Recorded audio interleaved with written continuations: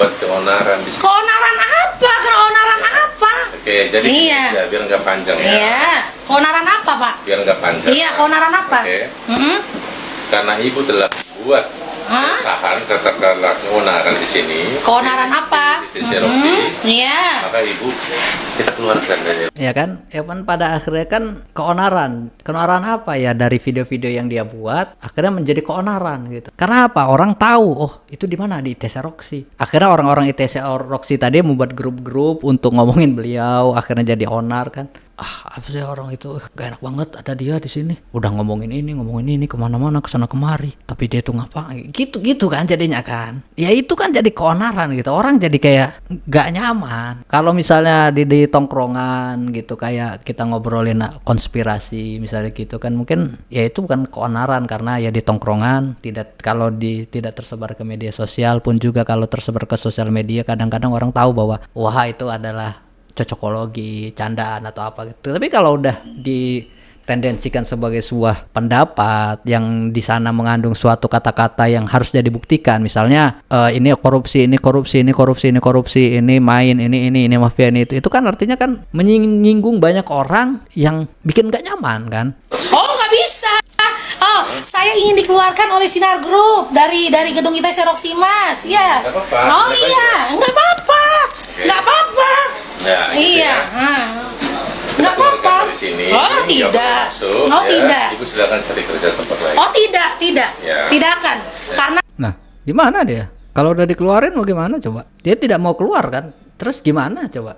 20 tahun lebih saya di ITC Roxy. Telah Iya kan 20 tahun juga ya gitu loh, maksudnya 20 tahun itu waktu itu tidak akan membuat kita kekal dalam perjalanan hidup itu. Kayak saya udah lama di sini ternyata saya dizolimi, ya itu silahkan, tapi pada kenyataannya itu muncul gitu loh. Kalau dia merasa kayak oh saya ternyata dizolimi terus dia pengen membuktikan apa, ya dibuktikan. Ya kan kayak gini kan apa coba?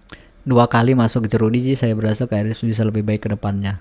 Ya kan kalau misalnya memang permasalahannya adalah ini misalnya nih, walaupun saya nggak tahu ini siapa, misalnya ini permasalahannya, ya udahlah putar aja di permasalahan ini gitu loh, di sini nih cukup di sini deh, di masalah ini nggak usah kemana-mana gitu loh. Kalau pada akhirnya kemana-mana kan itu kan menjadikan apa ya, opini menjadi brutal, menjadi aneh, menjadi kemana-mana gitu ya, kayak ujaran kebencian. Karena memang ya kritik wajar ya, kalau kritik itu wajar, tapi kalau membenci fitnah itu nggak wajar. Jadi jangan sering menyamakan antara kritik dan fitnah dan ujaran kebencian gitu, karena salahnya di situ sih. Serius ini teh, himbauan dari Gubernur Jawa Barat jadi isu nasional dan beliau dihujat oleh seluruh Indonesia. Ya sebagian kecil sih meskipun, tapi merata ya, bahkan sekelas narasi TV nih, Ibu Najwa Shihab kan ini yang kita hormati dan cintai sama-sama, serta kita agungkan, juga menulis luar biasa. Gerakan rereongan Sapoe Seribu, pungli yang dilegalkan atau upeti. Sekelas narasi loh ini. Ya kayak apa ya, upeti, pungli atau apa, itu kan pengertian dasar hal-hal yang kayak umum, nggak umum. Karena KDF itu kan gini, di dalam prinsip beliau kalau bisa masyarakat Jawa Barat itu membantu yang lain kan. Pada prinsipnya itu kan, beliau suka bantu orang dan beliau merasa bahwa kalau misalnya seluruh warga bergerak untuk membantu, mungkin ada banyak sekali masalah sosial yang bisa teratasi tanpa harus mikirin dari negara ngebantu kita ataupun apa. Akhirnya suatu desa bisa mandiri sendiri. Jadi beliau buat itu atas dasar bahwa ketika 1000 itu terkumpul di RT, di RW ataupun di desa, ada beragam masalah-masalah sosial yang terjadi, nggak bisa makan, kurang beras, orang sakit, bisa terbantu melalui itu, yang mana itu akan menjadi jiwa sosial yang berjalan kembali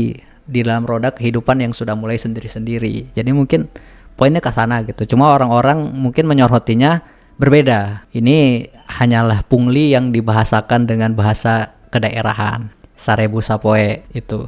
Jadi, oh ini pungli jelas gitu karena mengambil uang daripada masyarakat.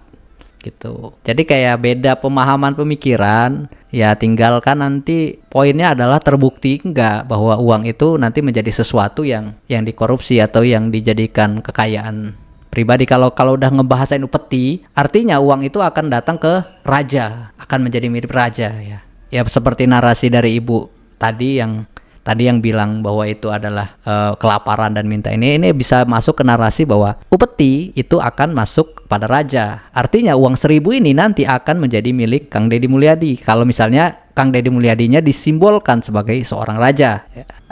Membuat narasinya seperti ini, sekelas narasi.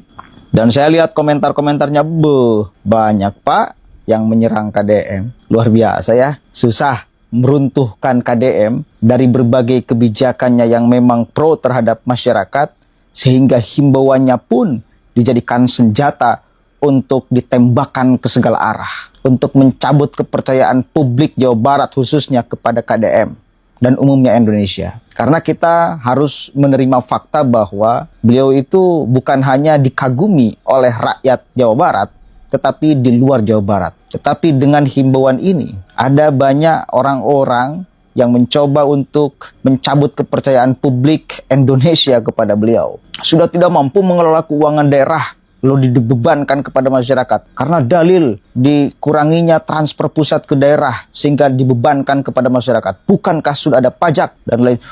Komentar seolah-olah bahwa ini itu adalah diwajibkan. Kan framingnya demikian Pak. Seolah-olah ini adalah diwajibkan. Seluruh rakyat Jawa Barat diwajibkan untuk setiap harinya ngasih 1.000. Dan memang saya juga menghitung ini bakal menjadi angka yang fantastis seandainya seluruh warga Jawa Barat ngasih sehari 1.000. Tapi kan nggak bakalan mungkin ya. Katakan jumlah rakyat Jawa Barat itu 50 juta. Sehari itu bisa tembus 50 miliar. Kalau seluruh rakyat Jawa Barat ngasih sehari 1.000. Kalau jumlahnya 50 juta. Jadi angka yang luar biasa fantastis. Memang ya.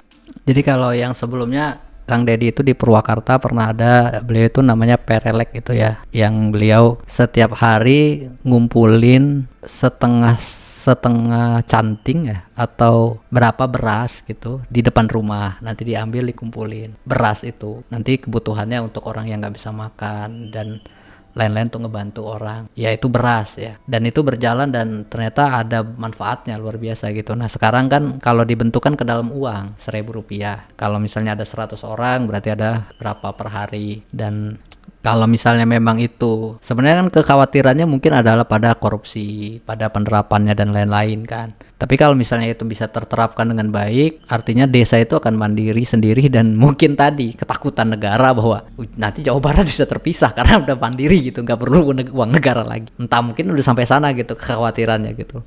Ditambah KDM udah terlalu dipuji-puji kan, dibilang raja Jabar lah, dibilang ini. Jadi akhirnya narasi itu menjadi muncul gitu. Wah jangan-jangan apa ya jeleknya dalam ini, jangan-jangan Jawa Barat akan menaikkan KDM menjadi raja gitu. Ya mungkin ada pikiran semacam itu gitu yang terlintas ke dalam otak orang dari berbagai kebijakan 1.000 ini gitu loh. Bagaimana kalau warganya setuju dan tidak merasa terbebani? Ya ada, tapi kita lihat tadi yang komentar bukan orang Jawa Barat juga itu. Dan dari komentar-komentar ini ya baik-baik saja, mendukung, tidak ada masalah, tidak ada urusan. Karena ini di video pendukung KDM ya. Entah nanti kalau di video yang bukan di pendukung KDM ya, biasanya ya beda lagi ya. Duit sapoe 1.000 nya Bapak Aing emak teu setuju. Kat lieur ieu kebijakan teh lieur mama cabut. Ngerti nggak surat edaran yang saya sampaikan? Coba baca oleh emak dengan ya, cermat. emak itu yang magagal pahamnya ya Pak ya. Itu karena di surat edaran itu tidak ada bahasa yang sudah berjalan mengikuti mekanisme ini. Nah, emak pikir itu teh jadi dua Pak. Nu rereongan anu udah berjalan di ieu ongko, nu ieu ongko tak emutan mama kadinya gitu. Emak kan tidak lihat, masa di YouTube tidak lihat pidato saya beberapa kali menjelaskan. Nah itu saya searchingnya itu di TikTok. Nah KDM udah dijelasin kan sama KDM kan bahwa sebenarnya reongan ini atau budaya ini tuh sebenarnya sebelum ada surat kebijakan KDM pun di beberapa desa itu udah ada yang ngejalanin ini gitu loh, dan itu udah berjalan gitu loh. Himbauan ini tuh ajakan dan ya kalau mau ya lakuin, kalau enggak ya udah gitu loh sepertinya ya. Jadi kalau ngebahas kabar itu sebenarnya itu budaya yang pengen diambil, bahwasanya kental terhadap kebersamaan dan gotong royong saling membantu tadi gitu. Jadi kalau ada hal-hal apa, musibah, kecelakaan, jalan rusak misalnya mungkin ya, atau tenda, kematian, udah ada gitu loh untuk nge-backup itu gitu loh. Ada orang sakit, ada perkelahian yang menimbulkan korban jiwa. Udah ada, nggak mikir lagi untuk kayak nyari orang untuk ngebantu, untuk orang ini, untuk ini. Tapi udah ada gitu. Oh, kita punya dana nih dari reongan nih, selesaikan masalahnya. Kayaknya saya sih dalam sepemikiran saya tanpa mikir yang negatif kemana, ya itu baik-baik aja gitu loh. Belum ada yang Emak ditimbang, itu saya salah. ASN. Ya. ASN itu kalau ada edaran dari gubernur gitu kan, nanti tanyakan ke camatnya. Apa sih maksudnya gubernur ini? Takut salah tafsir gitu kan. Kemudian camatnya kan bisa nanya ke bupati. Kemana daerah Jabar ya, daerah Jabar Jawa Barat, sama seperti Deddy Mulyadi ya. Deddy Mulyadi, jongosnya kacungnya Cina oligarki, perampok tanah rakyat, duit rakyat, tanah negara, duit negara di NKRI ya, dari wilayah Tangerang Selatan. Makanya ya seperti Suara Sayang tahun-tahun dulu, tonton Heran sama Simba ini ya, kalau lihat video fullnya dia menyerang Pak Jokowi sama Megawati gitu kan. Itu juga tempatnya di Lebak Banten gitu. Tapi kenapa nyerang Jawa Barat, termasuk Bapak Aing gitu kan. Bapak Aing dikait-kaitkan dengan mereka, ada apa gitu kan. Nah ini pertanyaan besar. Menurut teman-teman gimana nih? Simba ini ternyata nggak kapok-kapoknya ya, padahal udah dipecat dari kerjaannya nih. Pusing juga nih. Ya mungkin ya, karena tidak ada sesuatu yang harus dia perjuangkan, maka saya tidak perlu takut apapun. Bisa jadi kan, dalam mekanisme tertentu kan orang ketika tidak punya apapun lagi yang harus diperjuangkan, ya dia tidak takut apapun gitu. Jadi kayak saya udah dipecat dari kerjaan misalnya, saya sudah tidak ada hal yang perlu saya perjuangin lagi atau apa, mungkin akhirnya saya serang aja semuanya, saya hancurkan semuanya, bisa jadi kan. Jadi kayak siapapun kan nyampe ini ada dinasti Banten family, Tangerang dan lain-lain dibahas juga ya, Termul dan lainnya itu semuanya dibahas gitu. Yang kemudian ada masalah internalnya di pekerjaan sebelumnya di Roxy itu, masalah bea cukai, pajak, iPhone, email, semuanya kan. Jadi kayak apa tujuannya? Iya nggak tahu sih. Mungkin NVD kah? Kayak selama orang notice dia bahagia-bahagia aja mungkin gitu. Termul goblok lagi rame tuh ya, Deddy Mulyadi. Ya kalau ada orang yang terprovokasi ya ngapain. Tapi ternyata ya masalah uang 1.000 ini jadi isu nasional ya, termasuk dibahas di mana-mana sih. Saya kira cuma omongan cuap-cuap ibu ini doang gitu loh. Tapi ternyata itu enggak, ternyata memang banyak yang ngebahas gitu.